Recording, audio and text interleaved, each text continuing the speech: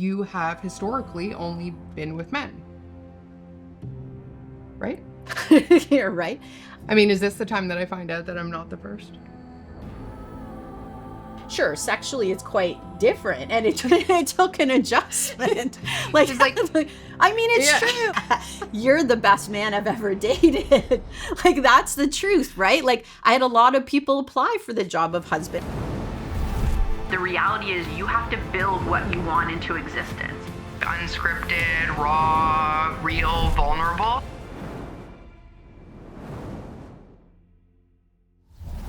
Okay, this is it. This is the moment everyone's been waiting for. We're talking about your coming out story today. Everybody keeps trying to say I came out, but there was no coming out story. No, that's fair. But like research shows that women's sexual orientation is more fluid throughout their lifetime than men's. And I mean, people want to know about your late life lesbianism. First of all, I'm not a lesbian. I didn't come out, but I think the reality is I was never straight either. It's just, I think it's fair to say people assume things if it's the norm, right? And you can get into privilege, you can get in whatever you want. But if something's the norm, take it there right away. No, well, if something's the norm, people assume it. And the reality is I was never in a position where I felt limited for who I'd love. And I mean, I've always taught my kids from a young age, like, you love whoever you love. So we'll get into like how that influenced me later on. But I think the reality for me is like, I just believe in you love who you love. Right. Okay. Yeah. So were you always curious about women? And I think with, it's not as taboo anymore. And I think, people's sexual fluidity is something that isn't off the table to speak about anymore. And I think people are more and more comfortable exploring, different curiosities or lifestyles. And, sure. You have historically only been with men, right? You're right. I mean, is this the time that I find out that I'm not the first?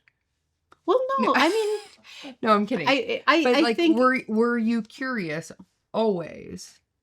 No, I think I'm curious as a human. Like, I'm a seeker as a human. I've always been curious as a human, but I think my values were always loving someone for who you love. I think people have different ways that they process relationships. And for me, like, it was never, oh, I saw somebody and I was like, oh yeah, they look good. Like, that's who I want to have a relationship with or be with. I just never operated that way.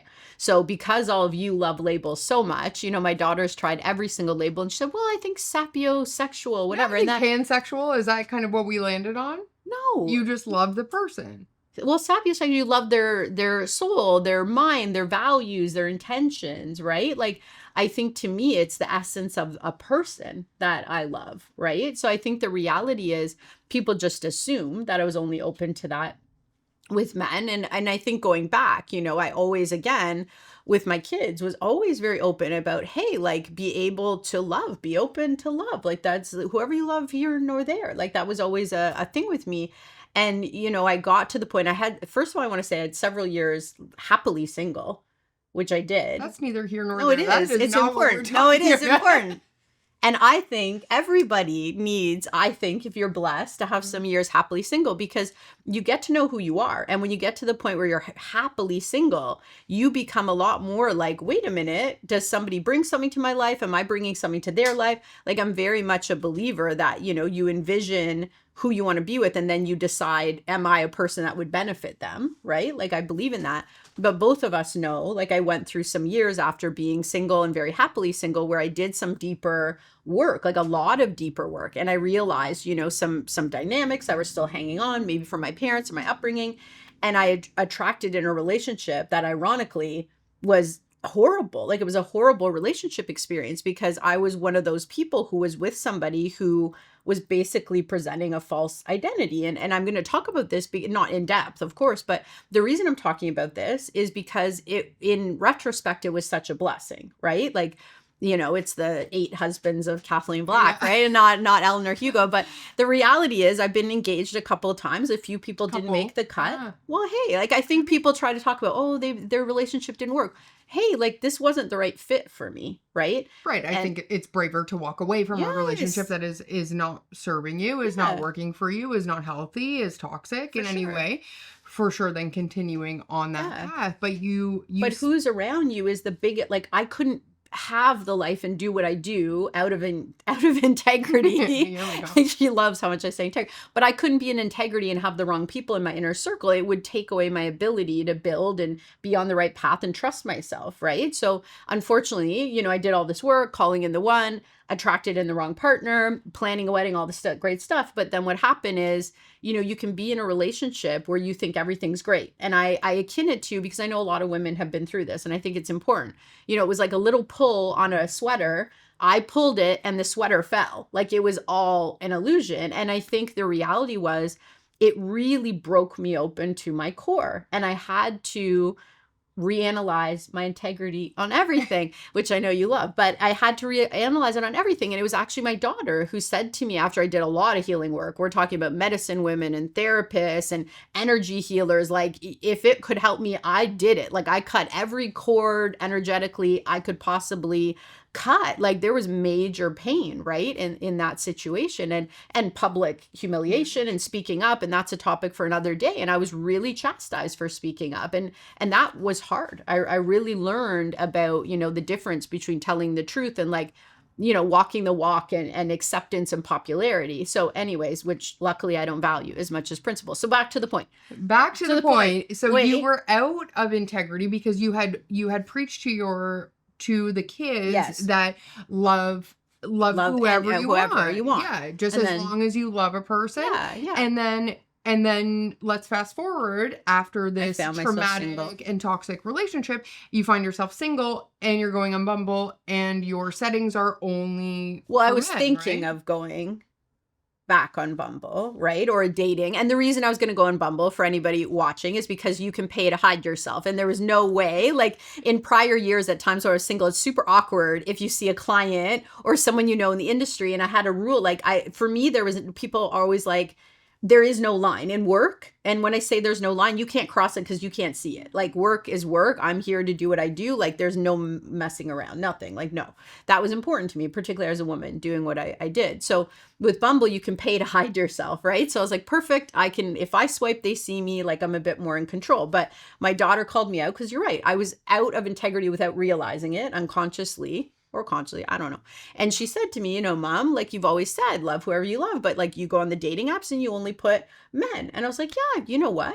That's true. And I started to really think about it. I was like, that's very true. And you know what? I spent a lot of time also reflecting on what did I want? Right? I think before I called in the toxic relationship, it was like, what do I want? But it was still influenced by a certain vision, right? It was like, okay, get married, maybe have another child, maybe this, like build this more, cookie cutter life, because I had not really had that. I had never had a on-site like partner who was a true partner. I just never had it. So I thought that, but the reality was after it all broke open, I really reflected and I got really clear. I wanted a partnership. I wanted, a client I could grow with. Very clear. Your Bumble profile was very, very specific. And I think anybody who knows you can just imagine what that looked like. Like it was very detailed, but it was also, I think, very important because anybody who was going to swipe on you absolutely knew that if you do not check these boxes, like do not bother. And do you think that was an accident? No, this is intentional, right? Okay, fair it's enough. Intentional to be like, I know who I am. I know where I'm at. Like, respectfully, we have different seasons. You're not here. Don't reply. Okay. And I think, and this is important for women dating too. Like I remember when I bought my car, right? And my sister said to me, which my car was my son. Anyway, I got a Porsche earlier than I thought. And I remember my sister being like, how do you think this is going to influence your dating? And I was like, what do you mean? Like, what are you talking about?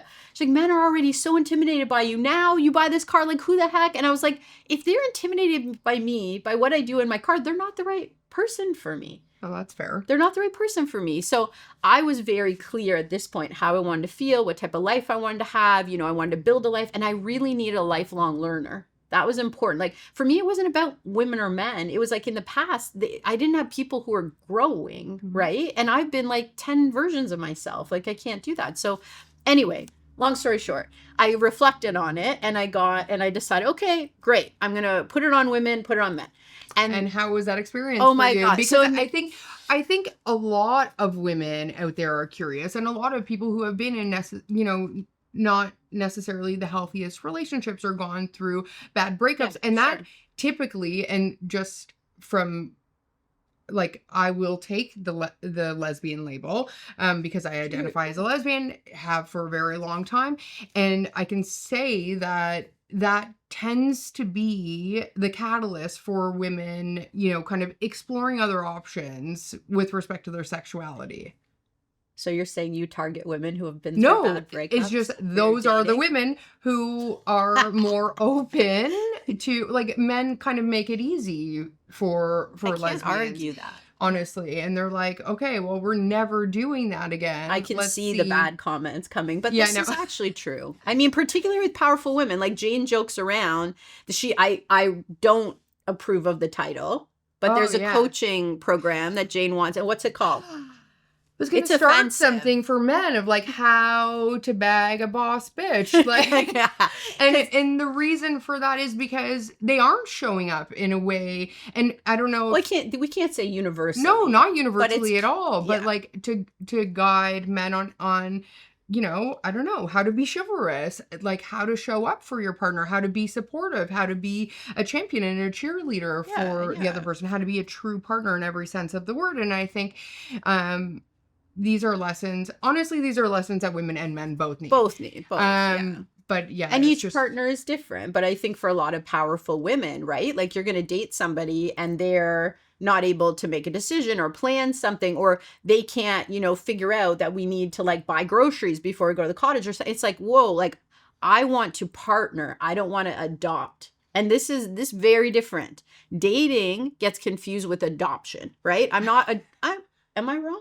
I'm not adopting a child. I have 2 children. Mm-hmm. I'm dating a partner, somebody to build a life with. And I've done the work, and that's where I'm at, right? And so I think initially going on Bumble was initially weird because I opened it up to women. There's one woman I was like, I felt like I was being interrogated. I was like, I feel like this person knows me somehow and they're giving me a different 20 questions. Well, and I was like, I made a mistake. I was like, this was a mistake. I cannot talk to women. I cannot do this. Like, this is not me. But you had never met. This was just... Oh, God, no, I wasn't going to meet her. I was terrified. Like, there's like an interrogation. I was like, this person is trying to like figure something out. I don't know what's going on. What do you do? Where do you live? How much money do you make? What do you like? What? Like, I was like, no, this is like a lot. What do you like to do for fun? What's this your is a lot. Color? No, it was beyond that. Wait, you think I'm intense? Yeah. This was like nothing. I didn't touch the intensity of this. And so then it was really interesting because your profile came up. And then I was like, I thought I had met you. I thought I had met Jane years ago at this conference. There was a conference with, oh my gosh, I'm going to forget, Gary Vee. Yeah. And it was for youth. And so we had sponsored to send 10 youth to this event. I brought my kids. I went, great. And there was this woman, and she had her hair in a French twist, which I should have known right away. But anyway, and she was like an ice queen. Like, I was like, whoa, like perfectly put together, like ice queen, like hair perfect, and like the scowl. And she kept staring at me. And I remember being at this event. And so I asked my, like, who is that? Who's that woman? And they're like, that's Jane Tuitt. And so I was always like, Jane Tuitt's an ice queen. Okay, whatever. And so, yeah, like I remember meeting, being really nice, and she had blonde hair. Like I didn't really talk to her that long. So all these years later, I thought that's Jane Tuitt. So she comes up on Bumble. I see it. I send the picture to my sister and my friend. And I was like, she's in real estate. Absolutely not. Like I'm not crossing those lines. So like, yep, you shouldn't. Bad idea. So we left it. And then I didn't swipe no. And so I kept closing it. And every time I opened the friggin' app, there you are. So I keep closing the app because if I swipe no, I can't, you're no. You can't take it back. You can't take it back. And then I'm driving down the street in Whitby. And this part's so funny because at this point, your profile's been haunting me for like 2 weeks and I keep closing it. And then I drive down the street in Whitby and I see Jane with her partner, Peter, who's her agent with her partner on her team. And they're walking. I go to duck in the car because I'm like, they're going to see me, think I'm like seeing them. And I'm like, she hasn't even seen you. Bumble won't let her see you. So eventually this went on for like weeks. And finally I was like, I had an F it moment. I'm like, whatever. Like, she keeps swiping. I'm just going to swipe. Within like 2 hours, there's Jane. How's your weekend? What did you do? And ironically, that weekend, I had done this, like, I always do so many programs. I was doing a program on divine feminine, divine masculine, healthy dating, which was interesting. I didn't like the program, and I don't ascribe to it because it was very much like feminine 100% in feminine and masculine 100% in masculine, in divine healthy versus profane unhealthy. But I don't believe in that. I'm like, I've got parts of me that are masculine energy and parts that are feminine energy, and I'm very comfortable with both. Right? I think we all do, but not everyone feels comfortable. And I think with what's going on politically and all sorts of things, there's this sway of the pendulum back to like, you need to be super ultra feminine and your man needs to be super ultra masculine. So it was interesting, but it wasn't for me. That's fine. Anyways. And so we started chatting, and it was like we had always known each other, and you can say next steps. Yeah. And so, I mean, that one right swipe really started this incredibly beautiful relationship. And, you know, I think it's interesting because you haven't dated women before, and I have, you know, Sure. pretty consistently, I would say, since I was 19, been in relationships with women. And so it was, but with you, it was completely different. Like, it was, everything was new. And so maybe like you would, well, Ella had a different word for it, but would have called, you know, you're not gonna say it? Yeah, no, I'm not gonna say it, but Ella called me a boy. Yeah. Yeah, Jane came to the cottage, and my daughter, I guess, was looking at her phone popping up. And my daughter's like, Mom, I don't know how to tell you this, but women are messing. She's a boy. That's it. Like, no. And she's like, Mom, women are known to be devastated and heartbroken with women. She's not the one. Right. So, well, you thought you could get away with that. In my head, like, I had some game. Like, I was like, okay, like this, you know, I was obviously very interested in you, and we had planned to meet, and we met for a drink, and I knew the moment I met you that everything about you was different, that any sort of game I had was completely thrown out the window. I was so nervous around you, and I knew in that, it's interesting, in that moment after our first date, we left the date, and I messaged my sister, and I was like, well, I'm going to marry her. And she was like, okay, well, there's that. But I knew right away, and it was so different, and how our relationship started was also so different, and something that I hadn't experienced before, because right after our first date, you left for a month, right? You went away on business, and we, you know, we had this, I asked you, I was like, well, are we like playing pen pals, or like, will I just see you when you get back? And you were like, no, let's continue to talk. And we built this incredibly deep relationship over the course of this month, going back and forth with these 20 questions, and not your average 20 questions, just like diving into like the deepest parts of our soul, of our history, and really learning so much about you that before you even came back. And I was also blown away by this. I'm like, what is, you know, you were like, I've decided unilaterally that we're dating.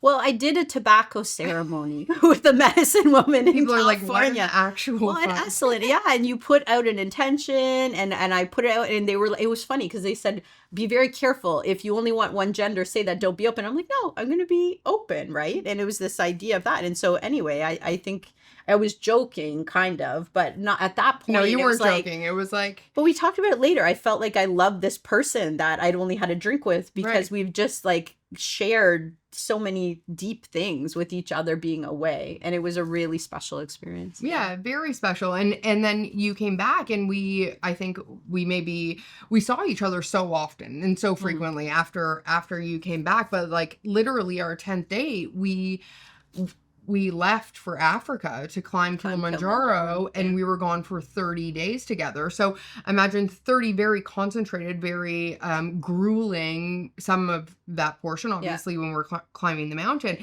and getting to know one another Under you know, stress. under extreme stress and extreme Yeah. conditions. And it's so funny because your son Ethan dropped us off at the airport, and he was just kind of like, oh my God, my mom is crazy. But Yeah. like, well, this is going to go one of two ways. Like, either you're coming back on the airplane by yourself, or you guys are coming back together. They all thought we were crazy. Yeah, well, fair enough. I wanted to go to the Greek islands, and you were like, hey, let's climb one of And the thank world's God, I don't know if you highest do now. summits. But something I want to ask you, because I think when we first started dating, like you talked about, you know, if we dated, would it be a secret? And of course, you didn't know my soapbox life. Right. And I was like, me hide something I'm doing. No, right. And but because I want to ask for you, like, what was that? Because I never went through that. And people ask me all the time, oh, it was so brave. It's like, no, it wasn't brave. Like, I lived my truth. It wasn't brave for me. But for you, I think it was different. You were younger. You had your parents involved. Like, I'm more an independent Yeah, I entity. think coming out for me, I mean, to be fair, like it was interesting just doing, I did a talk about my life and trying to like break it down into 20 minutes, and I was going through all these photos, and like, you know, like I wore a tuxedo to my parents' weddings. I was outside playing sports with the boys. Like, I was the tomboy. And so that's, you know, my mom let me, like, my parents were very much like, you are your own person, Yeah. be who you are. And so I dressed in that way. Like, I don't think people were very surprised. I think my mom was nervous, and it was a different time. Like, it wasn't as widely accepted to be open about your sexuality. And so when I finally like came out, I mean, everybody already knew, right? Maybe except for my mom, and not because she didn't know, but because she didn't want to see it or was waiting to actually be told. Because for most people, I was just like, okay, well, this is my girlfriend or the partner at the time.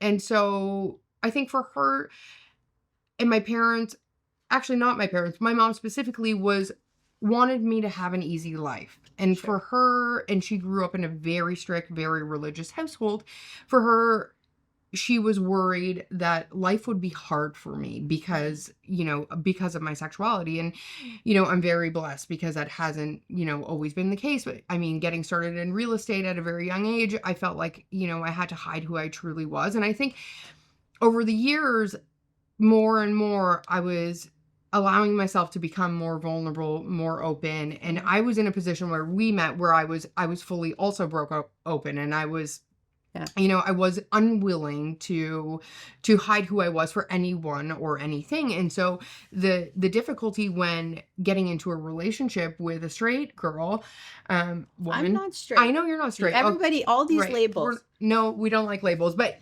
okay, so for someone who has historically only been in relationships with women, with men, and also who has, you know, you're a public persona, and in this industry, like, you have pretty, you know, far-reaching impact. You're very out there on your socials. Your business is well known. And my concern, and I voice that to you immediately, like, if this is not something that you are willing to do publicly, it is not something that I am willing to do. I'm not willing to go down this journey with you while you try to figure out how you're going to come out. And then... But then you realize there was no journey. There was no journey. There was no coming out. There was never any hesitation or... there was never any hesitation on your end that I perceived for you to just openly embrace and accept being in a relationship with me as a person. I think it had less to do with my gender, right? And so when you first publicly posted, which I think we should talk about, you posted a picture of us kissing in front of a car in Havana. I did. You did. And everyone was like, congratulations, throwing rainbows up on your post. And I was like, oh, babe, so cute. You came out. And you were I was horrified. Offended. You were so offended. Because to me, like, I ascribe, like, first of all, I think it's, and I'm going to say in my language, right? Like, you have to know where your altars are, right? Like, for me, my altar is not people. It's not acceptance. Like, my spirituality is like, how deeply can you love? How integrity can you be? How much can you be of service? That's my inner journey, right? So for me, it, you know, when people said, what will people think, or will people accept you? It's like my inner journey. That's my spiritual journey. Like, how much can I love, and how much, and I'm working on moving off the judgment, because I have trouble with that. That one's not there, but it's No, not. you still got that. I still got that, but I'm trying, right? Because for me internally, it's like my altar is that inner voice, like doing the right thing and being in the right path. And I think studying a lot of spirituality, there is a call to that like people who, you know, try to go on people who ascribe to a spiritual journey, they try to expand their capacity to love, and they try to expand it beyond societal conditioning. So the conditioning is you should love someone like this, and who makes this money and drives this car and does this thing. But is that your capacity to love? Is acceptance your capacity to love, right? Is popularity your capacity to love? No, for me, it is not. So there was no coming out. That's not my altar, you know? And so so for you, I guess same question, like you talked about, like, how was it for me to come out? Where everybody's now very clear that you did not come out, because there was nothing to come out from. But come out from.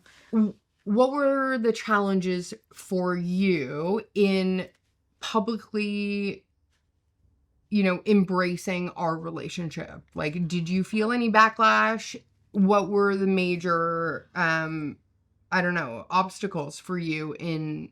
I didn't feel, the only obstacles I think I felt were the same hurt as coming off of a very toxic relationship, right? Like, I think there was still, you know, rumors. I have somebody to this day, as far as I know, they're blocked on everything, but we're saying things that were very untrue, very upsetting. About us? About me, about, you know, and I think seeing people, I even remember seeing people at a conference and them coming up and saying, Kathleen, you know, whatever people say about you, like, I tell them, hey, good for her. Like, and I was like, well, what are people saying about me? Like, I have no idea. But end of the day, it's like, I've learned again and again, you know, the people who are not living their truth, they need to create noise. They need to smear things. They need to make things up, because they're hiding what they're actually living.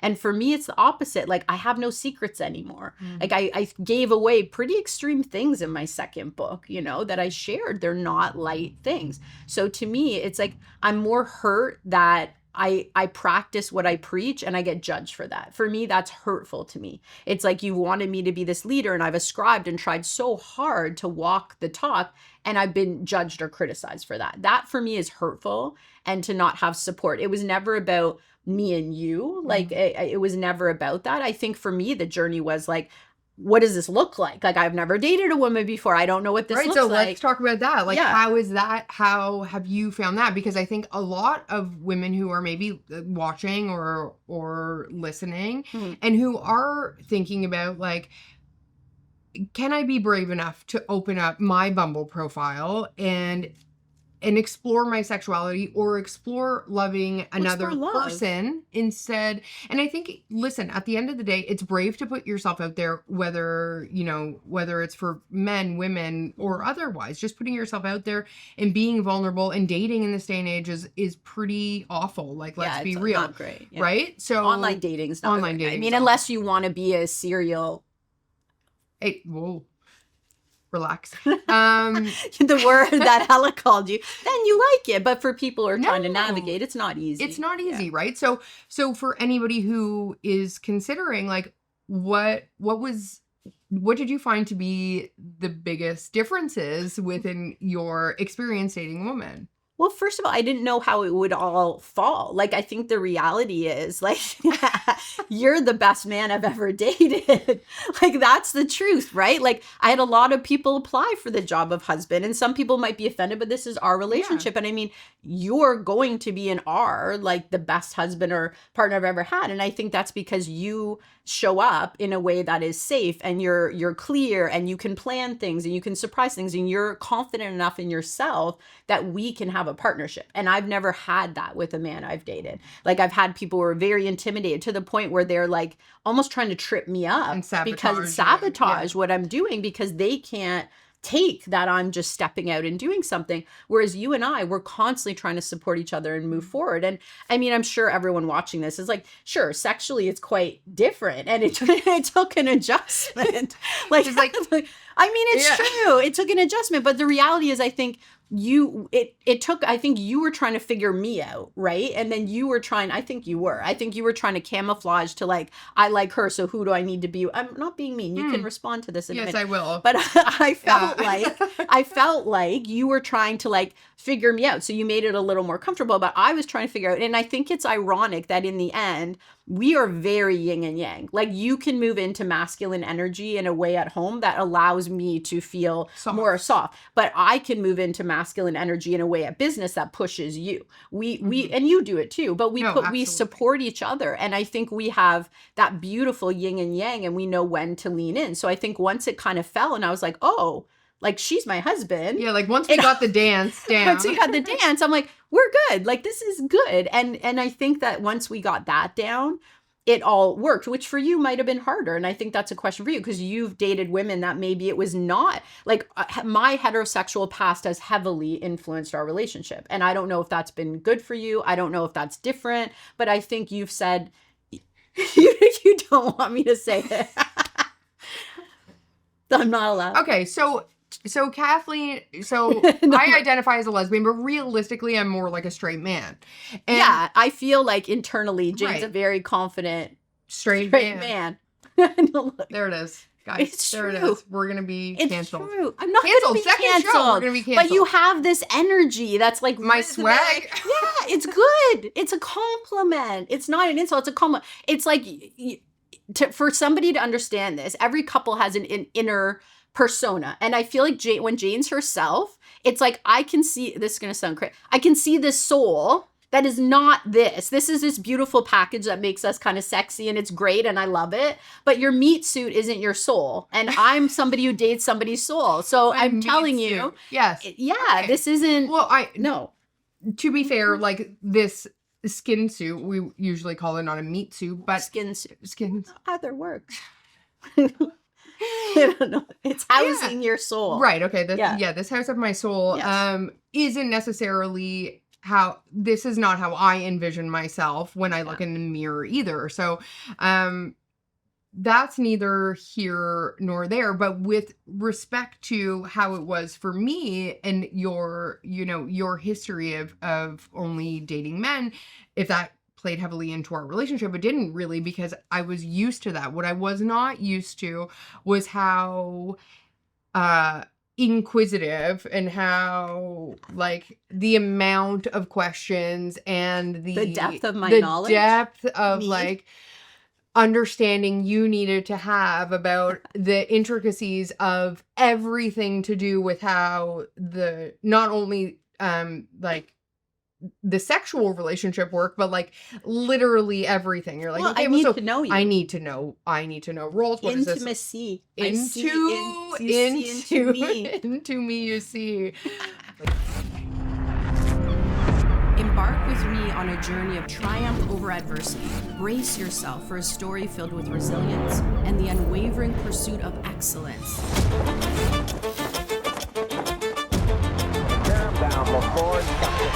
Magic to Kareem, two-time Emmy-nominated documentary, The Relentless One. The Shift keynote has headlined now in Miami, it's headlined in Vegas, and most recently we hit our Canadian dream goal, which was to bring it to a national conference headlining space. In Calm, we really shift how we collaborate with other people instead of compete. As a leader, I only win when you win. The Shift movement literally takes decades worth of personal development, professional development, and business coaching, where in 1 hour, I can take something that's so complex and make it easy and give people the tools to leave and actually be able to make that shift. My task for you is to really honestly decipher, where are you at on this journey right now? And where do you want it to take you? Because in this industry, we're gonna hit this journey again and again and again as we try to level up. I had two sisters come up to me and they said it was so weird for us to hear you talk because you went through domestic abuse, you went through leaving home early, you went through traumas, but what we kept hearing from you was you took it and you turned it into something amazing. We've told ourselves our whole lives that we can't do those things because we came from that. And hearing that, and I was like, wow, Everything I do is about saying you're not what's happened to you. You're who you tried to become. Because we went through those things, we can be strong. We can change. Hi, I'm Kathleen Black. More powerful leaders and more in. Welcome to Ultimate Team Summit. A motivational speaker, best-selling author. This is the path to calm performance. I hope you're brave. I hope you're courageous. It's time to shift. I'm Kathleen Black. Thank you very much.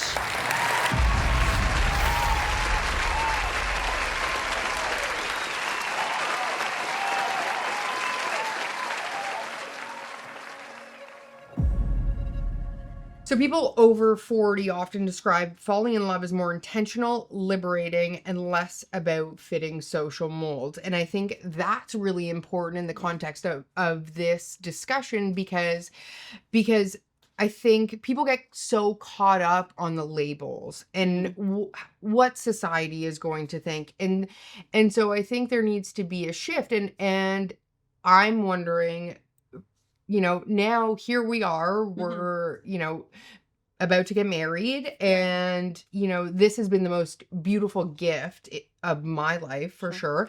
But for you, someone who was brave enough to put themselves out there, to figure out who they were and be in alignment with that, what would your advice be to women out there who are questioning or just considering opening up, their dating pool essentially to include women or to include other options and genders and sexual orientations? Well, I think a couple of things. I think honestly, the brave work wasn't to date a woman. The brave work was to do the deeper introspection and healing when it came to like my past trauma, my family upbringing, things like that. And that work allowed me to get clear because in the past, I'm naturally a coach. And I think a lot of women, when it comes to dating, don't even realize that they're approaching it as coaches, right? We see potential in somebody. We see somebody, who could be something, but you don't coach your partner, right? You date your partner. You live in a life with your partner. So I think first knowing who you are and how you want to feel, like I'd recommend, let's not look for a certain gender. Let's look for, how do I want to feel in this relationship? What are the values that want to be present? How is this person living now? And is that somebody that I want to be with? Which I think is very different. And that's why we say all the time, like, I don't coach you in personal life because it wouldn't work. It would be, again, like a parent-child. There'd be an offset. Yeah, I think it ruins the dynamic, right? So the question is, are women over 40 more fluid or do they become more clear? Because they've been through so many things. And again, I think it's all your focus. I'm focused on being happy, living in peace, living in my truth. That's what I am focused on. Like, I know my clear altar. I'm focused on my being clear and pure in my journey. And for me, the highest frequency, highest service was being with the right partner, which is you. And I love you. And I think it's been an amazing journey. And I don't think just the beginning, babe. Yeah, just the beginning. And I think it's not for everyone. I'm not saying, everyone should not for date everyone. A woman. This is not for I'm everyone. saying know your truth. My truth was my capacity was bigger, but lean in. Like I did the book and I know people joke about it, but honestly, the book Calling in the One is like deep therapy. Like if you want to be brave, do that book. Like it's once a week and it is deep. Like you will get to know yourself and it's nothing about the other person. It's about you. Right. And we joke about it all the time because you life-changing. keep like toting this book on everyone. And I gave it to so many people. They all keep gifting it back, but they don't use it. But what does that tell you? Well, the interesting thing is you read that book, you got into a relationship that you tried to force into the mold for that person to be the one that you were calling in. And as a result of being broken open in that relationship, you opened yourself up to actually finding the one. I did.